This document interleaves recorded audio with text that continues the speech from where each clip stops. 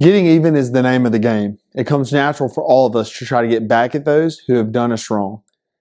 And some of us are really good at it, unfortunately. I see it in my two oldest boys. One's about to be 3 in a couple weeks, and the oldest is 5. And they are constantly going at it. If one does something to the other, they've got to make it even. A punch is returned with a push, and a yell is returned with one that's even louder. Yet we must remember that this is not what the Lord has called us to do. Romans 12:14 tells us that we're supposed to bless those who persecute us. We're to bless, not curse. And to bring it back to the original audience, Paul was talking about those who would bring about real harm to the church. And yet, still, they were called to be a blessing. This is countercultural to our world and to our own fleshly desires too. So how do we overcome this, and how do we be a people that blesses our enemies? I believe the key is found in Ephesians 4:32.